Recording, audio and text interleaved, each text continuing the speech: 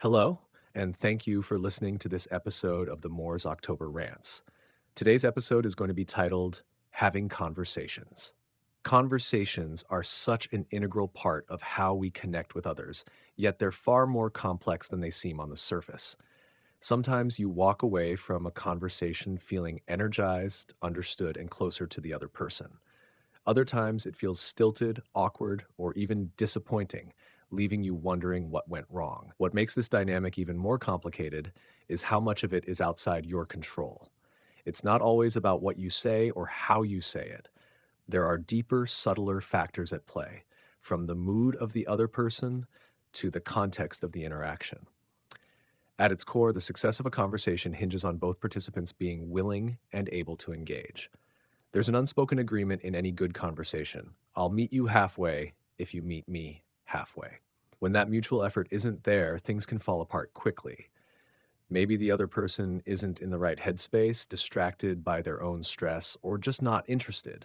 Or maybe, through no fault of your own, the two of you don't have enough common ground to build a meaningful connection in that moment. None of these things are necessarily your fault, but they can still leave you feeling uneasy, even questioning yourself. That's where the self doubt creeps in. It's so easy to think if I'd been wittier, more engaging, or more interesting, maybe they would have been more responsive. And sure, there's always room to reflect on how we communicate and improve where we can. But holding yourself solely accountable for a lackluster conversation is rarely fair. A good interaction requires both people to invest something into it: time, energy, and genuine interest. If one person isn't willing or able to do that, it can derail even the best intentions. One of the most challenging aspects of conversations is how subjective they are. Two people can walk away from the same interaction with completely different interpretations. You might think, that went great, we were on the same page, only to later realize the other person didn't feel the same at all. I've experienced that myself. I once went on a date where I thought we had an amazing connection. We talked, laughed, and I genuinely believed it was a great experience. But later, she told me she didn't feel any real chemistry and didn't think we had much in common. It was such a jarring realization. How could we have been in the same room, having the same conversation, yet come to such opposite conclusions? This difference in perception is a reminder of how deeply personal conversations are. We all filter interactions through our own emotions, biases, and expectations. What feels like a meaningful, engaging exchange to one person might feel tedious or unremarkable to another. It's not necessarily a reflection of who you are or what you bring to the table. It's just the reality of human communication. That subjectivity can make things feel even more personal when they go wrong. Some people don't just fail to connect, they actively disengage, dismiss, or even belittle you. And while it's tempting to blame yourself, it's important to recognize that their behavior often says more about them than it does about you. Maybe they're preoccupied with their own struggles, or maybe they lack the emotional maturity to handle certain conversations. In some cases, they might simply be unkind. Whatever the reason, their actions don't diminish your value or the effort you put into the interaction. One of the most valuable lessons I've learned is to stop chasing conversations that aren't meant to happen. When someone truly wants to talk to you, when they care about what you have to say, they'll show it. They'll listen attentively, ask thoughtful questions, and engage with you in a way that feels natural and mutual. You won't have to force it, and you certainly won't have to beg for their attention. These are the kinds of interactions that remind you what real connection feels like. And once you've experienced them, it becomes easier to recognize when they're missing. That realization also helps put bad conversations into perspective. They're frustrating, sure, but they're also a part of life, and they serve a purpose. They teach you to value the good ones and help you understand what to look for in meaningful communication.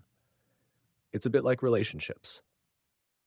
Until you've experienced a healthy, supportive partnership, it's hard to recognize just how damaging a toxic one can be.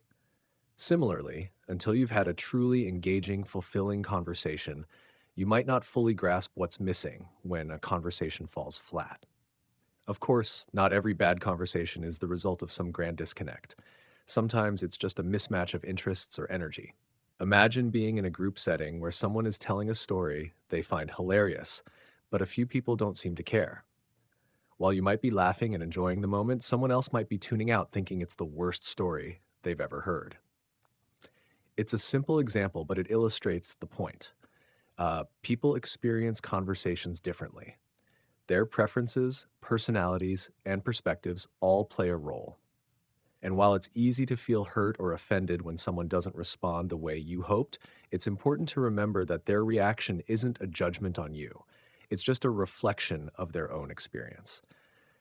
Over time, over time, I've realized that the key to navigating conversations, especially the difficult ones, is to not take them too personally. It's hard, I won't lie. When a conversation goes poorly, it's natural to replay it in your head, analyzing every word and wondering what you could have done differently. But that kind of thinking only leads to resentment, either toward yourself or the other person.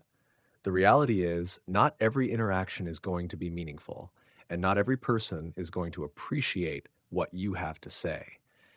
That's just the nature of human connection. What matters is that you keep showing up, you keep putting yourself out there, engaging with others, and seeking those moments of real connection. Because when you do find someone who truly values the conversation, someone who listens, responds, and makes you feel heard, it makes all the failed attempts worthwhile. It reminds you why we keep trying, even when it feels difficult or disappointing. And ultimately, it's those moments of genuine connection that leave the biggest impact. Anyways, thank you for listening to this episode of the Moore's October Rants. Signing out. Have a good one, guys. Goodbye.